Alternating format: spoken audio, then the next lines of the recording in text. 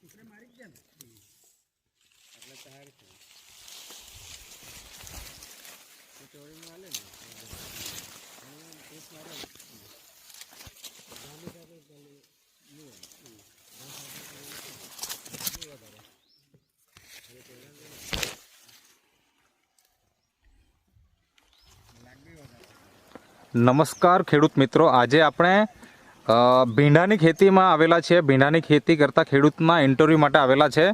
તો અહીં ખેડૂત મિત્રો ઊભા છે, તો આપણે એમના પરિચય સાથે જાણીશું કે ભીંડાની ખેતી કેટલા વર્ષથી કરી રહ્યા છે, ભીંડાની ખેતીમાં શું તકલીફ આવી, અને એમાં નેટસફ કંપનીની જે પ્રોડક્ટ જેનું નામ છે સ્ટીમરીચ અને બાયો 99, જેનો એમણે ઉપયોગ કર્યો છે, તો ક્યારથી ઉપયોગ કર્યો અને કેવી રીતના એમને શું ફાયદો થયો એ પણ આપણે એમના પરિચય સાથે જાણીશું. તો સૌપ્રથમ તમારો પરિચય આપજો. શું નામ છે તમારું? કમલેશભાઈ. પૂરું નામ? કમલેશભાઈ દોલતભાઈ ગામી. અને ગામ વરજાખંડ, એટલા કયો તાલુકો કહેવાય? ડોલવણ તાલુકો. અને જિલ્લો? તાપી. અચ્છા, તો મને પહેલાં તો એ જણાવો કે તમે ભીંડાની ખેતી કેટલા વર્ષથી કરો છો? મારે 3-4 વર્ષ થઈ ગયા. 3-4 વર્ષ થઈ ગયા.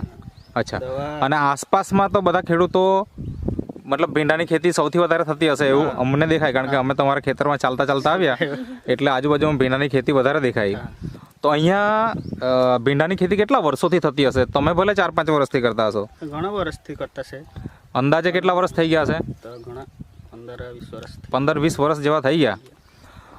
કારણ કે હું પણ લગભગ 2008 કે 9માં હું આવેલો, બરાબર, એટલે કમસે કમ 18 વર્ષ તો ખરા જ. તો એટલા વર્ષ પહેલાં અહીંયા ભીંડા થતા જ એમ, બરાબર. તો એનો મતલબ એવો થાય કે કમસે કમ 20 વર્ષથી ભીંડાની ખેતી તો થાય છે અહીંયા. મને એ જણાવો